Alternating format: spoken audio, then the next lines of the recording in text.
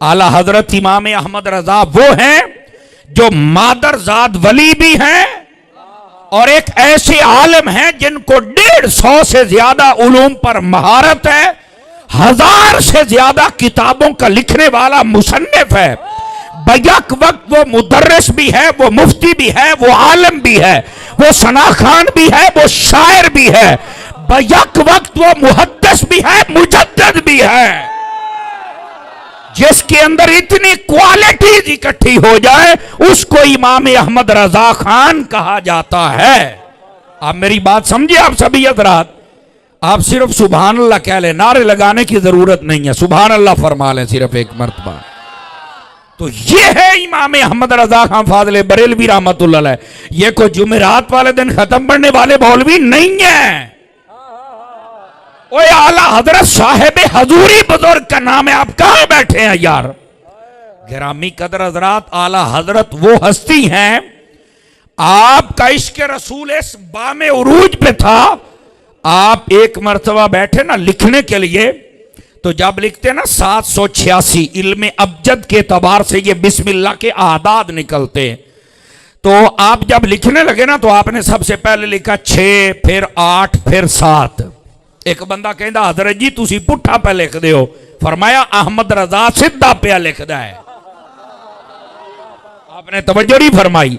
हालांकि सारे आप भी और मैं भी लिखने वाले पहले 7 लिखते हैं, फिर 8 और फिर 6, 786। और आला हजरत ने क्या लिखा, पहले 6 फिर 8 फिर 7। हम इधर से शुरू करते, उन्होंने उधर से किया। और बंदा कहता तुसी पुट्ठा लिखे, फरमाया मैं ही तो सीधा लिखे है। वो कहता हजरत मैं समझा कोई नहीं। फरमाया मेरे नबी ने फरमाया जब भी कोई किसी काम की इब्तदा करो तो दाई जानिब से करो। 786 जे मैं 7 वाले पासों शुरू करा तो एक खब्बे पासों कलम चलता है कि अहमद रजा खब्बे पासों क्यों शुरू करे, मुस्तफा दी सुन्नत सज्जे पासों है। आपने नहीं ना तवज्जो फरमाई यार। बह जाओ बह जाओ बह जाओ, एक मिनट। जिसको समझ आई है वो सुभान अल्लाह फरमाए ना यार, मोहब्बत के साथ। समझ आ रही है? ओ फ्रांस इधर देखो काका, तुसी इधर मेरे अल देखो, मैं जो बैठा मेरा बच्चा। तो ये है सैयदी आला हजरत इमाम अहमद रजा खान फाज़िल बरेलवी रहमतुल्लाह अलैह। अब समझ आई है? और आपके पास जब भी कोई आता ना और कहता कि सरकार का ये हुक्म आ गया, आज भी कहीं देखा होगा आपने, जब हुकूमत की बात करते कहते सरकार का ये आर्डर आ गया, सरकार का ये आर्डर आया, सरकार का ये आर्डर कहते हैं ना। उस वक्त हुकूमत के लिए लफ्ज ही सरकार का चलता था। आला हजरत के पास कोई आता कि सरकार ने ये कर दिया, आप जलाल में आ जाते और चौपा सरकार ना आख, इसको कहना है तो ये आजकल की जो हुकूमत है ये कह, सरकार नहीं कह सकते। उनका क्यों? फरमाया सरकार एक ही है और वो सरकार मदीना की जात है। आप समझ आ रही है आप सभी हजरात को? आप कहते थे किसी और को कहने की कोई आजत नहीं है, सरकार मेरे आका की जात अक़दस है। ये है आला हजरत इमाम अहमद रजा खान फाज़िल बरेलवी रहमतुल्लाह तआला अलैह। और बाबा ऐसे ही नहीं ना, ये आला हजरत जब पहले दिन आप जाते हैं ना अपने मुर्शिद गिरामी की बारगाह में, तवज्जो कर रहे हैं आप सभी हजरात? आपकी तवज्जो बेटा दाएं बाएं ना हो। आला हजरत के बारे में मालूमात रखा करें अपने पास। अपने इमाम को पहचानोगे ना आप सर उठा के जियोगे। ये मैं आपको सही कह रहा हूं। आला हजरत जब अपने मुर्शिद के पास जाते हैं, उनका नाम है सैयदना शाह आले रसूल रज़ियल्लाहु अन्हु, और वो सैयद थे। जब आप उनके पास पहुंचे ना तो सैयदना शाह आले रसूल ने आपका इस्तकबाल फरमाया और आपको बड़ी आला जगह पे बिठाया। और बिठाने के बाद जब आपने वालिद गिरामी के जरिए कहलवाया ना कि मुझे मुरीद कर लिया जाए, आप जब मुरीद हो गए तो हजरत ने पता क्या किया? तवज्जो भाई थोड़ा प्लीज थोड़ा सा, मैं ना बहुत मुश्किल से बात कर रहा हूँ, पुत थोड़ा जा मेहरबानी करे अजे यार, सुननी है तकरीर? कंडक्टरियां बंद कर दियो, इशारे बंद कर दियो, थोड़ा जा मैनू टाइम दियो। 10 बजे मैं तुहाडी जान छड़ देंगा, पर उन्नी देर मैनू टाइम दे दियो यार। सुभान अल्लाह, नाराज ना होना, थोड़ा सा मुझे टाइम दे दे। जो महफिल की इंतज़ामिया वाले लोग हैं बेशक आने वाले मेहमानों को वेलकम करें, बिठाएं, ये इनको इजाज़त है, لیکن وہ بھی پیچھے سارا کچھ کرے، ناراض نہ ہونا۔ مینوں تقریر بھول جاندی ہے، میں کراں کی، میں بڑا اپنے آپ نو سمجھاؤنا، پر کملا بندہ نہیں سمجھدا، ہن کریے کی جی دسو، اے میری مجبوری ہوندی ہے، ٹھیک ہے، کلاس بہن والے بندے دی ایہی تے مجبوری ہے، ٹھیک ہے۔ ہن تسی ذرا توجہ فرماؤ گے سارے حضرات، اے ذرا توجہ فرمایا جے۔ سیدی اعلیٰ حضرت صاحب رحمت اللہ تعالی علیہ، آپ جب تشریف لے گئے، آپ بیعت ہو گئے نا، تو بیعت کرنے کے بعد سیدنا شاہ آل رسول رضی اللہ عنہ آپ نے فوراً خلافت بھی عطا فرما دی، اپنی دستار اقدس بھی دے دی، اپنا جبہ پاک بھی دے دیا، خرقہ بھی عطا کر دیا، اور اسانید کی اجازت بھی دے دی، امانتیں بھی دے دی جو بزرگوں کی آپ کے پاس تھی۔ تو ایک بندہ تڑپ اٹھا، کہنے لگا حضرت آپ کا جو پیمانہ طریقت ہے وہ تو بڑا سخت ہے، آپ کے پاس جو آتا ہے آپ 5 سال مجاہدے کرواتے ہیں اور اس کے بعد آپ خلافت دیتے ہیں، یہ ایک 18-20 سال کا بچہ آیا ہے اور اس کو آتے ہی سب کوئی دے دیا ہے۔ اب اعلیٰ حضرت کے پیر کی بات سننا ذرا، اور وہ بھی سید زادہ، اور سید بھی اصلی نسلی، اور پتہ کیا کہتے ہیں آپ؟ فرماتے ہیں میاں جو بھی میرے پاس آتا ہے وہ اپنی چادر کو داغدار کر کے آتا ہے، مجھے پہلے چادر کو دھونا پڑتا ہے، پھر میں مدینے والے کا رنگ چڑھاتا ہوں۔ کہا احمد رضا تو چادر ستھری لے کے آیا، میں نے تو رنگ ہی چڑھایا ہے نا۔ یہ ہیں اعلیٰ حضرت امام احمد رضا خان فاضل بریلوی رحمت اللہ تعالی علیہ، آپ کی ذات اقدس۔ اتنا اعتماد ہے آپ پر آپ کے مرشد کو، بلکہ اگر آپ جاگیں تو اس سے بھی اگلی بات بتا سکتا ہوں آپ حضرات کو، اور سنیے اور اپنے دل میں جگہ دیجئے۔ سیدی اعلیٰ حضرت صاحب جب بیعت ہوئے نا، تو آپ کے مرشد گرامی رضی اللہ عنہ آپ نے فرمایا یار آج ہی تو میری ایک فکر دور ہوئی ہے، سارے توجہ فرمائیں، آج ہی تو فکر دوری، کہا کون سی؟ فرمایا پہلے میں پریشان رہتا تھا کہ قیامت والے دن اگر میرے رب نے پوچھ لیا کہ بتا احمد، بتا آل رسول میرے لیے کیا لے کے آیا ہے، تو میں کیا پیش کروں گا اللہ کی بارگاہ میں؟ فرمایا آج احمد رضا جیسا شہباز مجھے مل گیا ہے، اگر اللہ نے پوچھا تو کندھے سے پکڑ کے پیش کر دوں گا، یا اللہ تیرے لیے احمد رضا کو لے کے آیا ہوں۔ یہ ہیں اعلیٰ حضرت، یہ ہیں اعلیٰ حضرت جن پر سید زادوں کو اتنا ناز ہے۔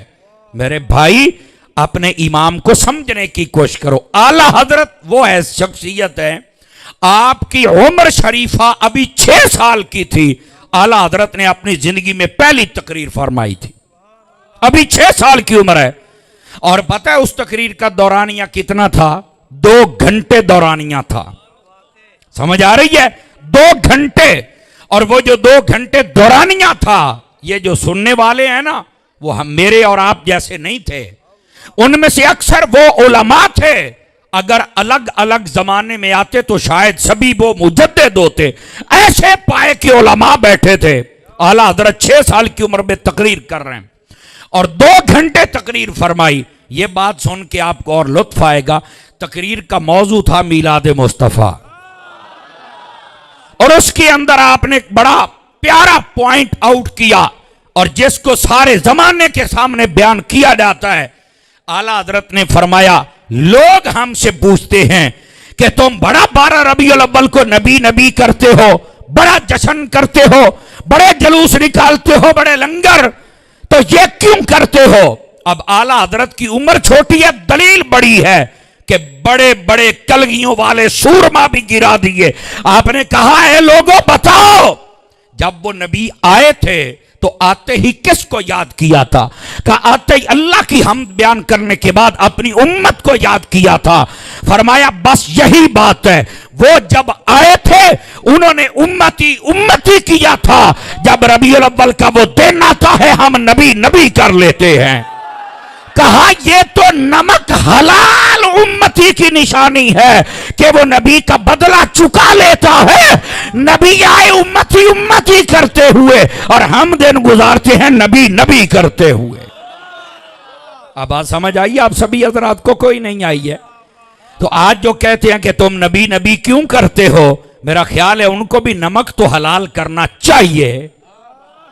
نہیں توجہ فرما رہے آپ سبھی حضرات، ان کو بھی حضور صلی اللہ علیہ وسلم کی یاد تو آ جانی چاہیے. یہ ہے اعلی حضرت اور یہ ہے آپ کا علمی مقام. اور عمر کتنی ہے؟ 6 سال. 8 سال کی جب عمر ہوتی ہے نا تو آپ نے ہدایت النحو، یہ پڑھنے پڑھانے والے علماء بیٹھے ہیں، اس کی شرح عربی میں لکھ ڈالی تھی. صدقے جامت واڈی سبحان اللہ تھے ہیں. ہاں یہ باتیں صرف سبحان اللہ والی ہوتی ہیں، اس بات کو ذرا لطف لیا کریں. اعلیٰ حضرت کی یہ شان ہے، تقریباً 14.25 سال کی عمر ہے، اعلیٰ حضرت مفتی بن گئے. صرف 14.25 سال کی عمر ہے. اور پہلا فتویٰ جو آپ نے لکھا وہ مسئلہ رضاعت کا تھا. اور پتہ ہے وہ کیا مسئلہ تھا؟